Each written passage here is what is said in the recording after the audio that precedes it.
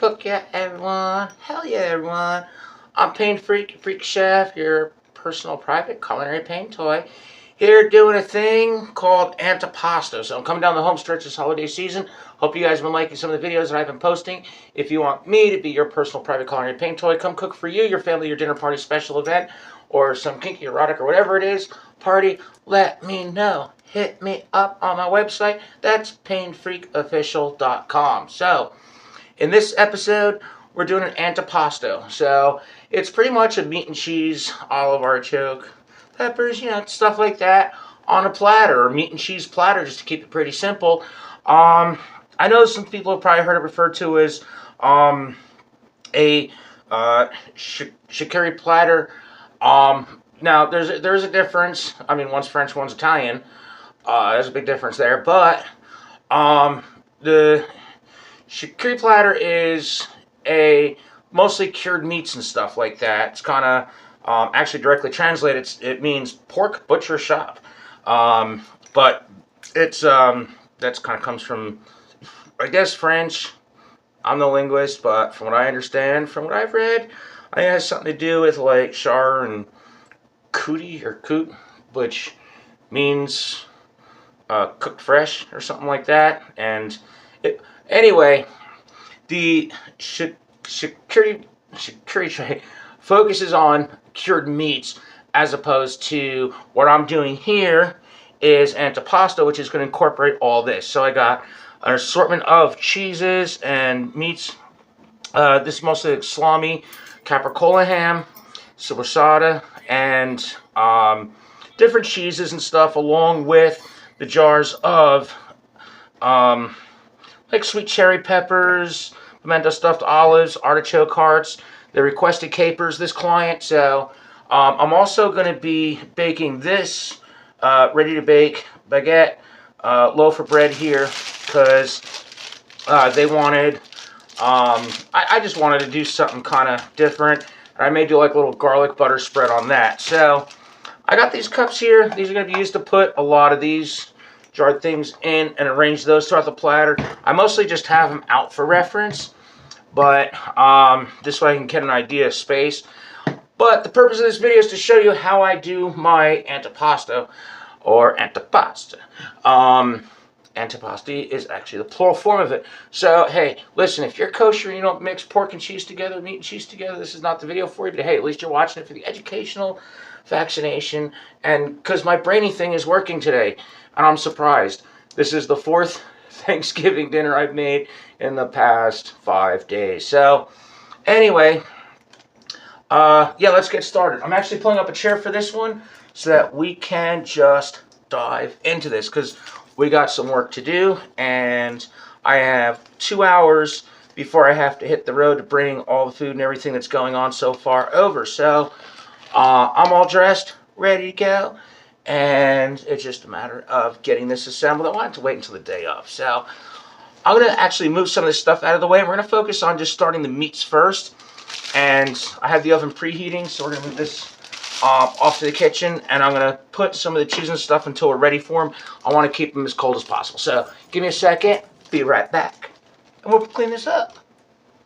Okay, open this up, and we are employing the help of 2 different size glasses for a reason. I'm going to show you this. First thing I do is a salami rose, as it's called.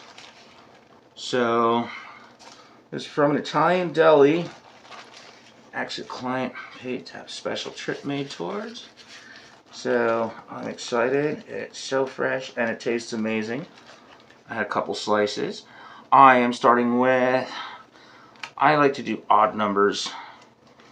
2, 3, 4, 5. Okay. I'm going to start with kind of a larger version of the rose, which we're going to put on one side. So pretty much you're folding it over the edge of a glass, and you're going to overlap them about halfway over each other, folding them in half over the rim of a glass. It is pretty much the gist of how this works. And I'm doing this kind of slow at first just to give you guys the idea. The thinner the meat, the better it will hold. So keep that in mind, because I know it doesn't look like much yet. Trust me, guys. Trust me, trust me, trust me. You're gonna love how this looks. Fuck when shit does whatever the fuck the shit does. Everybody can eat my fuck. It's gonna be an amazing salami flour. Salami flour does whatever the salami flour does. Alright, now check this out.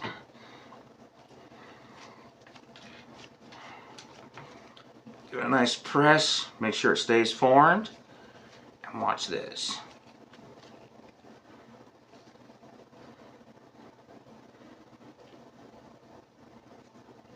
Look at that.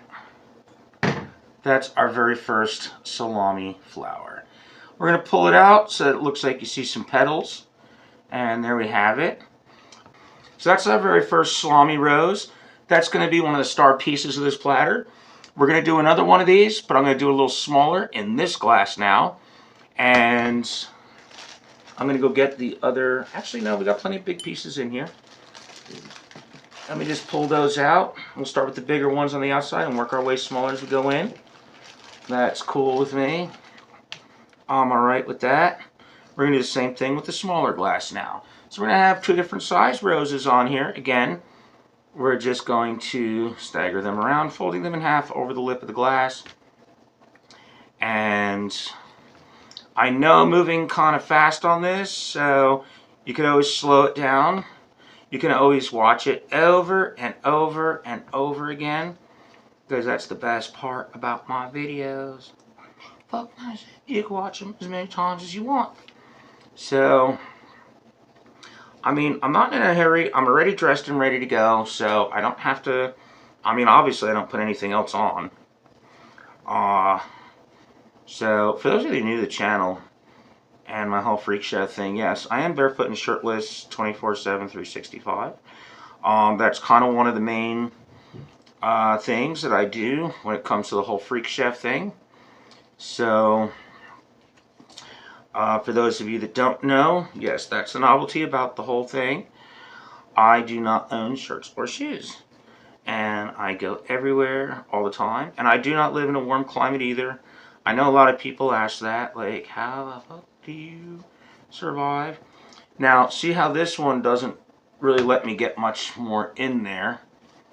So, again, press it around our thing. And we're going to do one more bud right there. And that one's almost budding. We'll just go ahead and do that little thing. We'll move this off to the side. Now, what I'm going to do is I'm going to save some of this for later on. We're going to use this to fill in what I call salami chain. But I do want to go over into the fridge and get the capricola now, so that I can start laying some of that out and show you guys something else I do with my meat. Okay, so got our capricola. Now, capricola is a spicy, it's like a ham. The reason why I'm not using prosciutto, a lot of times you'll see videos and stuff about people using prosciutto ham, which is a different kind of cured meat. It's really good. I would normally use that, but I decided to go with this capricola because on the veal that I'm making tonight, they didn't want turkey. They wanted veal saltimbocca. It's a recipe that's going to be in my cookbook. It's one of my favorite veal recipes to make. I love doing it. And so I didn't want to duplicate the prosciutto ham on both the veal and in the Antipasto Platter, or Antipasto Platter. So I decided to go with a capricola, and they weren't quite sure what it was at first. And I said, well, let me get you a sample from the deli that I normally go to that sells it. So I went to the specialty shop, and for this, I'm cutting the capricola in half on the cutting board here, by the way, guys. And I'm going to show you why and how I'm arranging this. I'm doing it as almost like I would do like a salami train, as I call it. But instead, I'm cutting these in half. And I'm just going to layer them kind of like this. And I'm just starting here for now. want all my bottoms to be, it's almost the same as doing the rose in the glass, but slightly different. Doing it this way to start. And then what I'm going to do is I'm going to roll, because this works almost the same like the prosciutto, and I'm going to make a couple little bundles zigzagging out. I'll do one more off this side just for kicks. There we go. That's that. I'm okay with some of those little ribbons coming off of it.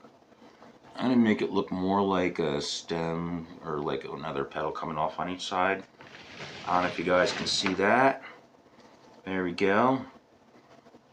And then, so awesome. Alright, I'm going to move on to some of the cheese now. And we're going to keep some of the meat around just to fill in, but I'm going to put this back in the fridge. I'm also going to let this sit in the fridge for a little bit, just to chill up. At least maybe about 15 minutes, because I still got plenty of time before I have to load this in and wrap it. So, alright, so we have our meat portion that we did so far in the fridge staying cold, and I want to start with the cheeses, because I like to work fast with cheeses. This is going to be very easy. We're cutting this down into just slices. That's going to be just a nice square cut of cheese. This is actually going to be easy. I'm actually going to put this back in the fridge. I got to get gloves anyway. But I want to focus on the proper way to cut cheeses and like how to deal with odd shapes so that everybody gets a nice decent thing on a cracker, a piece of the bread that I'm making. And also, I mean, how do you cut up a triangle and it's consistent? So, I'll be right back. Let me throw this in the fridge. Throw on a pair of our gloves, and we're going to have at it. And I'm going to show you how I like to cut the cheese. Okay, guys, come on, really? We're all adults here. Well, some of you aren't. I'm going to start with this one. This is always a challenging one. I'm going to show you exactly how to cut triangular cheese so everybody has a nice piece of triangular cheese and it looks good on the cheese platter. This is Asiago cheese. I love this cheese. It has very sharp taste, and it's not as hard as Parmesan or Romano cheese. So you want to try to find the middle, and you don't have to be a rocket scientist on this one, but you cut it right down the middle. And you should have something that matches up there. They're a little off, but that's okay. So, we have our first cut right there. So you have your white edge there, and it's simple. Just turn it over, line it up in the middle, just like that. Okay? Typically it would be pretty even, but then you're going to cut it twice. Follow what you just cut one way. There's another triangle. Follow what you cut the other way. There's another triangle. Okay. Now you have 4 triangles. Now we're going to take each one of these triangles. I'm going to lay them out like this. Or very carefully, and let the knife do the work. Just slice. This way, every piece is a nice triangular cut of cheese.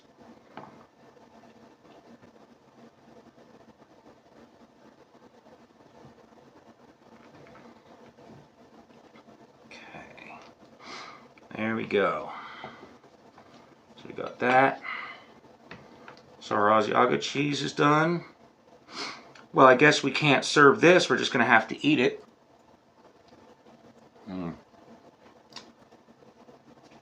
Oh, hell yeah. And we're going to move on to our Gouda. Now, some people like to slice it this way, and you can do that too. No, we're going to start by cutting it right in half. Okay? And then we end up with, we're kind of going triangles on this again. Quarters, okay? So it's as if you just took it like a pizza and you just did it 4 ways, 1 and 2, okay? And then we're going to make these wedges, kind of like those, but those are triangles. We're going to call these wedges. And we're going to start going really thin right through. And this is that maple or applewood smoked Gouda. Double check. Applewood smoked Gouda. Okay.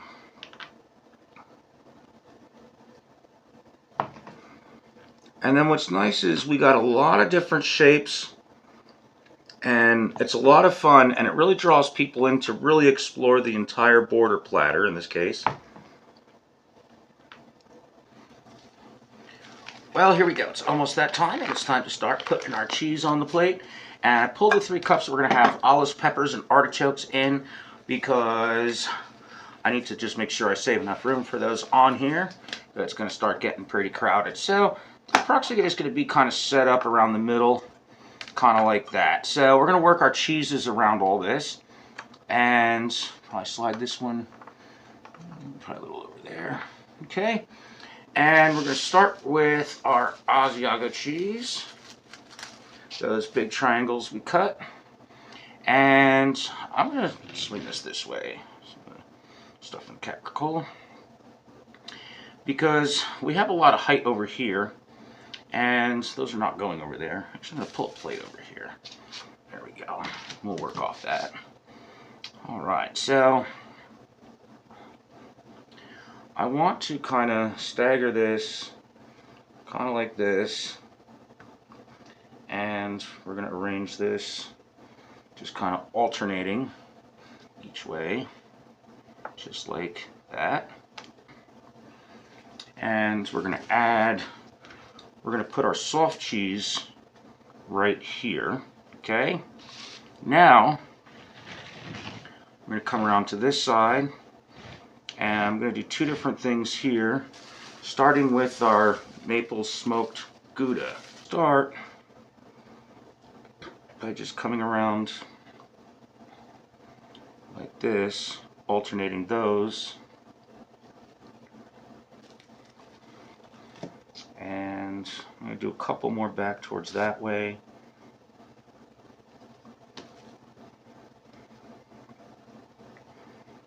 Donut pattern.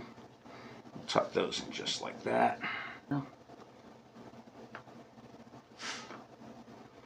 Okay. Not the prettiest, but it looks like it's just piling over. Build a little tower. Whereas we thought we were going with a ½ a pound of capricola, 1 pound of salami. I always get extra because not every piece is sliced perfectly and able to make it onto the plate. And so I'm going to go ahead and pull a few of these slices of capricola out. And let me show you something here. Use those to fill some of the space in here. So we're going to go fold it in like a third. And this is something we haven't done on this plate yet. And then roll it just like that. We're going to arrange those here. Again, fold it in a third. And then roll it with that third facing out. Just like that. We keep it rolled tight, and as people pull it apart, they will I mean, yeah, it may unroll, but this is going back in the fridge for a little bit before it goes into the cold box to bring there, because everything has to be moved under refrigeration if it's ready to serve, or even if it's pre-service. And its ingredient, I maintain a very strict temperature on food, so you never have to worry about that catering your gig. I have both different hot and cold boxes that I use, and these just make nice little bouquets. in there.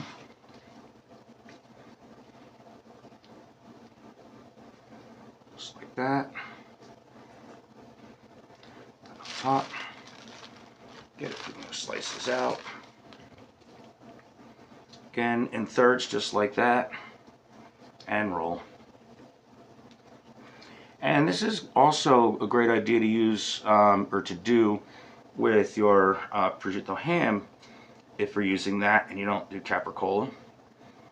In this case, like I mentioned earlier in the video, we're using prosciutto in the main dish, so we didn't want to duplicate the same ingredient twice.